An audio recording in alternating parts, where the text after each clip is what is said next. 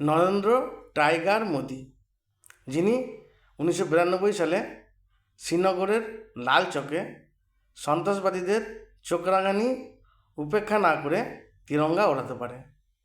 2002 সালে গুজরাটের গোধরায় কর্ষবকদের পুড়িয়ে মারার কারণে অভিযুক্তদের কীভাবে সবক শেখাতে হয় দেখিয়ে দিয়েছিলেন।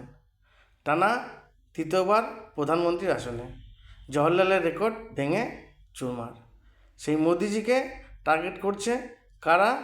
না কংগ্রেস, সিপিএম, আম আদমি পার্টি, টিএমসি সহ বিজেপি বিরোধী বিভিন্ন লাকারবাকিয়াকে ঝুন্ড।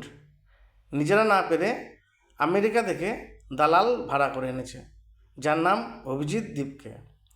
এই দীপকে আবার জামাত, তৌহিদি সহ বিভিন্ন দেশদ্রোহীদের সাথে নিয়ে আন্দোলন করছে। অবিলম্বে এই অভিজিৎকে যোগী आदित्यनाथ के हवाले में भेजना चाहिए।